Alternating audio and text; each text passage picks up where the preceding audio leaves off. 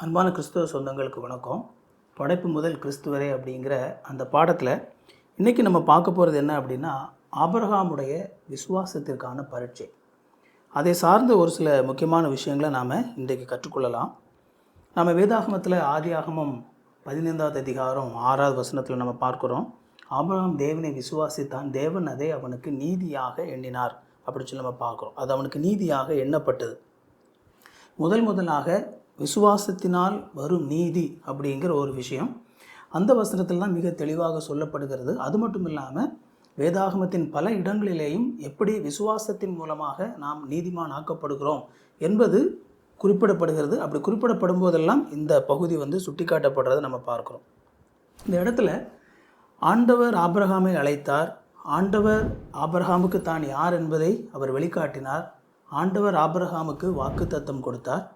அதை ஆபிரகாம் விசுவாசித்தார். அந்த விசுவாசத்தினுடைய அடிப்படையிலே அவருடைய வாழ்க்கையிலே ஆண்டவர் என்ன சொன்னாரோ அந்த அடிப்படையில் தன்னுடைய வாழ்க்கையை அவர் வாழ்கிறத நம்ம பார்க்குறோம். இந்த இடத்துல ஆபிரகாமும் சாராளும் குழந்தை பெறுவதற்கு சாத்தியமே இல்லாத ஒரு வயதான காலகட்டத்திலே ஆண்டவர் அவர்களுக்கு ஒரு குழந்தையை கொடுப்பதாக வாக்களித்திருந்தார். ஆண்டவர் கிட்டத்தட்ட ஆபிரகாமுக்கு ஒரு 75 வயது இருக்கும் பொழுது இந்த வாக்குத்தத்தம் கொடுக்கப்படுகிறது. ஆனால் ஆண்டவர் அந்த வாக்குத்தத்தத்தை நிறைவேற்றும் பொழுது ஆபிரகாமுக்கு கிட்டத்தட்ட 100 வயது.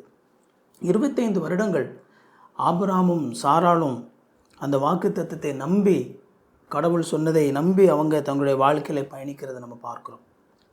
இதனால் அவங்க ரொம்ப பெர்ஃபெக்டானவங்களாக இருந்தாங்களா அப்படின்னு சொல்லி நீங்கள் பார்த்தீங்க அப்படின்னா அப்படி இல்லை. அவங்களுடைய வாழ்க்கையில் அவ்வப்போது இந்த விசுவாசத்திலே ஏற்பட்ட தொய்வையும் பல இடங்களிலே நம்மளால் பார்க்க முடியுது.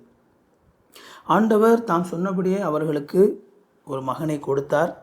நாம் அதிலிருந்து புரிந்து கொள்ள வேண்டிய ரொம்ப முக்கியமான உண்மை என்ன அப்படின்னா, நம்முடைய தேவனால் ஆண்டவரால் கூடாத காரியம் ஒன்றுமே இல்லை. சாத்தியமில்லை என்று நினைக்கக்கூடிய அப்படிப்பட்ட அந்த சூழ்நிலையிலையும் ஆண்டவரால் அந்த காரியத்தை செய்ய முடியும் அப்படிங்கிறத என்ன செய்கிறோம் நம்ம பார்க்குறோம். ஈசாக்கு வளர்ந்து வாலிபனாக மாறுறாரு.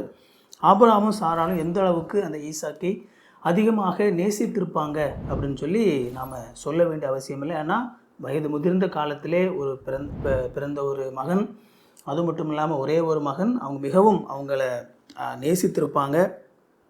இப்படிப்பட்ட இந்த நிலையில் தேவனாலே வாக்குத்தத்தம் பண்ணப்பட்ட மீட்பர் தன்னுடைய மகனாகிய ஈசாக்கினுடைய வழித்தோன்றல்கள் மூலமாக அவர் பிறப்பார், அந்த மேசியா பிறப்பார் அப்படிங்கிறத ஆபிரகாம் நம்பினார். அதுதான் அந்த வாக்குத்தத்தத்தினுடைய சாராம்சம். உன் சந்ததிக்குள் பூமியில் உள்ள வம்சங்கள் எல்லாம் ஆசீர்வதிக்கப்படும். ஒரு ஷார்ட் டேர்மில் அது ஈசாக்கை சுட்டி காட்டுவதாக இருந்தாலும் உண்மையிலேயே அந்த சந்ததி என்று சொல்லப்படுவது இந்த உலகத்திலே இந்த ஆபிரகாமுடைய வழித்தோன்றல்கள் மூலமாக இந்த உலகத்திலே ஆண்டவர் இந்த உலகத்தில் உள்ள மனிதர்களுடைய பாவத்தை மீட்பதற்காக கொண்டு வரக்கூடிய மேசியாவை தான் ஆண்டவர் சொல்கிறாரு அப்படிங்கிறது நாம் புரிந்து கொள்கிறோம். அதை ஆபிரகாம் விசுவாசித்தார். இதில் இப்படிப்பட்ட இந்த நிலையில் தான் ஆபிரகாமுடைய விசுவாசம் சோதிக்கப்படுகிறது. ஆபிரகாமுடைய விசுவாசத்தை ஆண்டவர் சோதித்து பார்க்கிறார். ஈசாக்கை பலியிடும்படி ஆண்டவர் கேட்கிறார். உன்னுடைய ஏகசுதன், நீ நேசிக்கக்கூடிய ஒரு மகன், ஒரே குமாரன், அவனினே எனக்கு பலியிடு அப்படின்னு சொல்லி ஆண்டவர் சொல்கிறார். அப்படி சொல்லும் பொழுது அவர் சொன்னதை, கடவுள் என்ன சொல்கிறாரோ அதை அப்படியே கேட்டு ஆபிரகாம் ஈசாக்கை பலியிடுவதற்கான வேலைகளை செய்கிறத நம்ம என்ன செய்கிறோம் நம்ம பார்க்குறோம். ஒருவேளை இந்த இடத்துல நம்ம பார்க்கும்போது ஆபிரகாம் தன்னுடைய மகனை காட்டிலும் தன்னை அதிகமாக நேசிக்கிறானா என்கிற ஒரு விஷயம் அங்கே ஆண்டவராலே எதிர்பார்க்கப்படுகிறது அப்படிங்கிறது ஒரு முக்கியமான விஷயம்.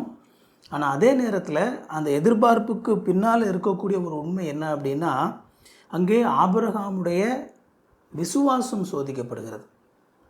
இதில் ஆண்டவர் ஆபிரகாம் எந்த அளவுக்கு தான் ஈசாக்கை குறித்து சொன்ன வாக்குத்தத்தத்தை ஆபிரகாம் நம்புகிறார் என்பதை குறித்த ஒரு மிக முக்கியமான ஒரு சோதனை அப்படிங்கிறத நம்ம பார்க்குறோம். இந்த சூழ்நிலையிலே ஆபிரகாம் ஈசாக்கை பலியிடுவதற்கு அழைத்து செல்வதை நாம் பார்க்குறோம்.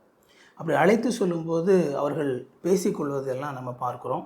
அதில் ஈசாக்கு ஆபிரகாம் இடத்துல கேள்வி கேட்குறாரு, இந்த மாதிரி நமக்கு பலியிடுவதற்கு நம்ம இடத்துல மரக்கட்டைகள் இருக்கிறது, அதற்கான நெருப்பு இருக்குது, ஆனால் பலியிடுவதற்கான மிருகம் இல்லையே அப்படின்னு சொல்லி சொல்லும் பொழுது ஆண்டவர் சொல்கிறாரு, அது ஆண்டவர் பார்த்துக்குவார் அப்படின்னு சொல்லி சொல்கிறத நம்ம பார்க்குறோம். அந்த பலியிடுவதற்கான ஒரு குறிப்பிட்ட இடத்தை ஆண்டவர் குறித்திருந்தார். அந்த இடம் வந்த பொழுது தன்னுடைய வேலைக்காரர்கள் கூட வராங்க. அவங்கள கீழே நிறுத்திட்டு மேலே போகும்போது ஆபிரகாம் சொல்கிறாரு, நாங்கள் மேலே போய் தேவனுக்கு பலி செலுத்தி விட்டு திரும்ப வருவோம் அப்படின்னு சொல்லி சொல்கிறாரு. அப்போது ஆபிரகாமுடைய மனசில் என்ன இருக்குது அப்படின்னா, அவங்க திரும்ப ஈசாக்கை பலியிடத்தான் அவர் போகிறாரு. ஆனாலும் கூட திரும்ப வரும்பொழுது தான் ஈசாக்கோடு கூட தான் திரும்ப வருவேன் அப்படிங்கிற அந்த நம்பிக்கை அவருடைய அந்த வார்த்தையிலே வெளிப்படுவதை என்ன சொன்னால் நம்ம பார்க்குறோம். அப்போது இந்த இடத்துல எதை பற்றி அங்கே அது சுட்டி காட்டப்படுகிறது அப்படின்னு சொல்லி நம்ம பார்க்கும் பொழுது, ஆபிரகாம் உண்மையாகவே கடவுளுடைய வார்த்தையை நம்பினார் அப்படிங்கிறத நம்ம பார்க்குறோம். இங்கே ஆபிரகாம் ஈசாக்கை அழைத்து கொண்டு போகிறாரு. இங்கே மேலே அழைத்து கொண்டு போகும்போது மேலே கொண்டு போய் ஈசாக்கு அங்கே உள்ள மரக்கட்டைகள் எல்லாம் அடுக்கி வைக்கப்பட்டு ஈசாக்கு கட்டப்பட்டு அந்த ஈசாக்கை பலியிடுவதற்காக அவர் அந்த இதில் கடத்திட்டார். எப்படி பலியிடுவாங்க அப்படின்னா, அதனுடைய அந்த கொன்று அந்த ஒரு மிருகத்தை பலியிடுறாங்க அப்படின்னா அந்த மிருகத்தை கொன்று அந்த தீ கொளுத்தி அந்த பலியிடுவாங்களே, அந்த மாதிரி எல்லாம் ரெடி. இனி அடுத்தால ஒரு ஸ்டெப்பு கத்தியை எடுக்கிறார். அந்த நேரத்தில் தான் உடனடியாக ஆண்டவர் ஆபிரகாமோடு பேசுகிறத நம்ம பார்க்குறோம். பேசி உடனடியாக சொல்கிறாரு, நீ உன்னுடைய மகனை எதுவும் செய்யாத அப்படின்னு சொல்லிட்டு அங்கே இருக்கக்கூடிய ஒரு ஆடு ஒன்று அதனுடைய கொம்புகள் சிக்கி போய் அதில் இருக்கிறத ஆண்டவர் காட்டுறாரு. அந்த ஆட்டை எடுத்து ஆபிரகாமும் ஈசாக்கும் இருவருமாக சேர்ந்து அங்கே பலியிடுவதை நம்ம பார்க்குறோம்.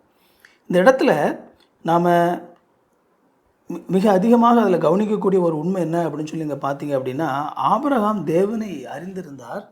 அது மட்டுமல்ல, அவர் தேவனை நம்பினபடியினால் அவர் சந்தேகப்படலை. ரொம்ப முக்கியமாக ஆண்டவர் தாம் வாக்கு பண்ணினதை ஒரு பொழுதும் நிறைவேற்ற தவறவே மாட்டார். அவர் எப்பொழுதும் தாம் வாக்கு பண்ணதை நிறைவேற்ற வல்லவராக இருக்கிறார் அப்படிங்கிறத நம்பினார். அதனால தான் அவரால் மிக தைரியமாக ஆண்டவர் என்ன சொன்னாரோ அதை செய்ய முடிஞ்சது. இந்த இடத்துல நாம் எந்த அடிப்படையிலே ஆபிரகாம் இதை செய்ய துணிந்தார் அப்படிங்கிறத நம்ம புதிய ஏற்பாட்டுக்கு வரும்போது மிக அழகாக ஒரு வேத பகுதி அதை விளக்குது. எபிரேயர் 11வது வசனத்துக்கு நாம் வரும்பொழுது, எபிரேயர் 11வது அதிகாரத்துக்கு நாம் வரும்பொழுது, எபிரேயர் 11வது அதிகாரம் 17வது வசனத்துலேருந்து நீங்கள் வாசித்தீங்க அப்படின்னா, எதனாலே ஆபிரகாமால் கடவுள் ஈசாக்கை பலியிட சொன்னபோது துணிந்து அதை செய்வதற்கான தைரியம் எப்படி ஆபிரகாமுக்கு வந்தது அப்படிங்கிறது மிக தெளிவாக சொல்லப்பட்டிருக்குது. மேலும் விசுவாசத்தினாலே ஆபிரகாம் தான் சோதிக்கப்பட்ட போது ஈசாக்கை பலியாக ஒப்பு கொடுத்தான்.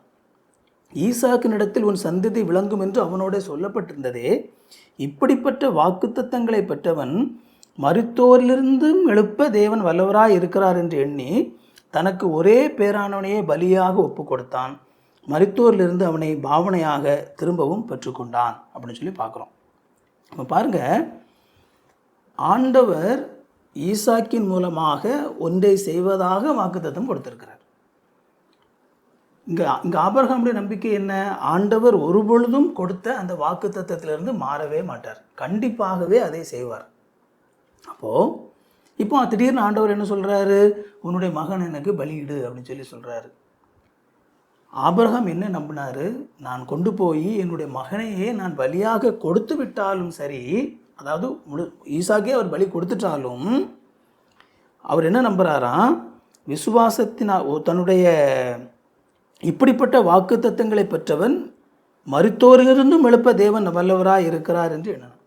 அவன் ஒருவேளை நான் மறிச்சிட்டாலும் கூட, அல்லது அந்த பலி கொடுக்குற மாதிரி எரிச்சிட்டாலும் கூட, அந்த குப்பையிலிருந்தும் கூட மீண்டுமாக ஈசாக்கை உயிரோடு எழுப்பி அந்த ஈசாக்கின் மூலமாக என்ன வாக்குத்தத்தத்தை எதை செய்வதாக கடவுள் வாக்குத்தத்தம் கொடுத்திருக்கிறாரோ அதை நிறைவேற்றுவதற்கு கடவுளுக்கு வல்லமை இருக்குது அப்படிங்கிறத ஆபிரகாம் நம்பினார். பாருங்க, இதுதான் ஆண்டவருடைய வார்த்தை மேல் வைக்கக்கூடிய விசுவாசம். அந்த அளவுக்கு அவர் ஆண்டவருடைய வார்த்தை மேலே நம்பிக்கை வைத்திருந்தனால தான் கடவுள் சொன்ன இந்த காரியத்தை துணிந்து அவரால் செய்ய முடிஞ்சது. இப்போ நம்ம பாருங்கள், நாம் புரிந்து கொள்ள வேண்டிய மிக முக்கியமான உண்மை என்ன அப்படின்னா, நம்ம வேதாகமத்தில் சொல்லப்பட்டிருக்கிற இந்த கடவுளை நாம் முழுமையாக நம்பலாம். அவர் ஒரு காரியத்தை செய்வதாக சொன்னார் அப்படின்னா கண்டிப்பாகவே செய்வார். அவர் தான் செய்வதாக சொன்ன அந்த விஷயத்திலிருந்து ஒரு பொழுதும் மாறவே மாட்டார். அதனால தான் அந்த உறுதி ஆபிரகாமுக்கு இருந்தனால தான் அவர் துணிந்து இந்த காரியத்தை செய்கிறத நம்ம பார்க்குறோம். நம்ம தேவனை உண்மையாக அறிந்து அவரை நம்பும்படியாக அழைக்கப்படுகிறோம். அவருடைய வார்த்தைகளை நாம் நம்பும்படியாக நாம் அழைக்கப்படுகிறோம். ஒருவேளை அவரை நாம் நம்பலை அப்படின்னா நம்முடைய நம்பிக்கை வேறொரு இடத்துல இருக்கும். ஒன்று நாம் கடவுள் மேல் நம்பிக்கை வைக்க முடியும். அப்படி இல்லை அப்படின்னா நம்முடைய நம்பிக்கைகள் ஒருவேளை நம்ம மேலேயோ அல்லது உலக பிரகாரமான ஒரு பணம், பொருள் மாதிரியான உலக பிரகாரமான காரியங்களை போன்றவற்றை நாம் அதிகமாக நம்பக்கூடிய நபர்களாக இருப்போம். அது மட்டும் இல்லாமல் நாம் இந்த பகுதியிலிருந்து கற்றுக்கொள்ளக்கூடிய இன்னொரு விஷயம் என்ன அப்படின்னா, அந்த இடத்துல ஆண்டவர் பலியாக கேட்டது ஈசாக்கை தான். அங்கே நியாயப்படி ஈசாக்கு பலி கொடுக்கப்பட வேண்டும். ஆனால் ஈசாக்குக்கு பதிலாக அங்கே இன்னொரு பலியை ஆண்டவர் ஆயத்தம் பண்ணி வைத்திருந்தார். அப்படிங்கிறதையும் நாம் என்ன செய்கிறோம், நாம் அந்த பகுதியில் நம்ம பார்க்குறோம். அங்கே ஏற்றுக்கொள்ளப்படத்தக்கக்கூடிய ஒரு பரிபூர்ணமான ஒரு பலியை ஆண்டவர் ஈசாக்குக்கு பதிலாக ஆயத்தம் பண்ணி வைத்திருந்தார். இதுவும் கூட ஒருவேளை பாவத்தின் நிமித்தமாக நாம் மரிக்க வேண்டும். ஆனால் அதற்கு பதிலாக இன்னொரு நபர் அந்த இடத்திலே மரிக்கக்கூடிய அந்த காரியமும் ஒரு நிழலாட்டமாக சொல்லப்பட்டிருக்கிறது என்ன செய்கிறோம் அப்படின்னா நாம் பார்க்குறோம். அதனால் நம்ம அடிப்படையாக புரிந்து கொள்ள வேண்டியது என்ன அப்படின்னா, தேவன் நம்மிடத்திலே அடிப்படையிலே எதிர்பார்க்கறது என்ன அப்படின்னா விசுவாசம். விசுவாசம் அப்படிங்கிறது என்ன? அவருடைய வார்த்தை மேல் நாம் வைக்கக்கூடிய முழுமையான நம்பிக்கை, அவருடைய வாக்குத்தத்தத்தின் மேல் நாம் வைக்கக்கூடிய முழுமையான நம்பிக்கை. எப்படி ஆபிரகாமுக்கும் ஈசாக்குக்கும் அவங்களுடைய வாழ்க்கையில் என்னென்ன நடக்கும் என்று ஆண்டவர் வாக்குத்தத்தம் கொடுத்திருந்தாரோ அதை அவர்கள் நம்பினார்களோ, அதே விதமாக நமக்கு புதிய ஏற்பாட்டிலே விசுவாசிகளுக்கு என்று பல்வேறு விதமான வாக்குத்தத்தங்களும் ஆண்டவருடைய வார்த்தைகளும் நமக்கு கொடுக்கப்பட்டிருக்கிறது. எனவே நமக்கு கொடுக்கப்பட்டிருக்கிற அந்த வார்த்தைகளை எவ்வித சந்தேகமும் இல்லாமல் நாம் நம்பும்படியாக அழைக்கப்படுகிறோம்.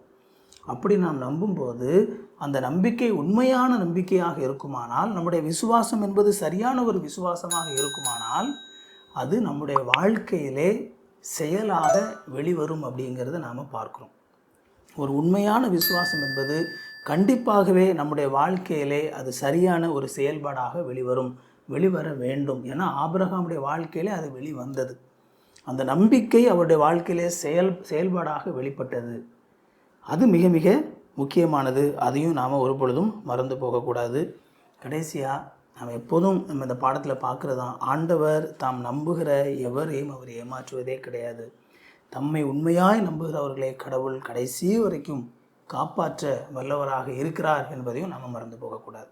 இந்த வீடியோவில் நாம் பார்த்த விஷயங்கள் உங்களுக்கு உங்களுடைய வேதாகமத்தில் உள்ள கடவுளை பற்றி இன்னும் கொஞ்சம் அதிகமாக புரிந்து கொள்வதற்கு உங்களுக்கு உதவிகரமாக இருந்திருக்கும் அப்படின்னு சொல்லி நம்புகிறேன். மீண்டும் ஒரு வீடியோவில் நம்ம சந்திப்போம். தேங்க்யூ. God bless you.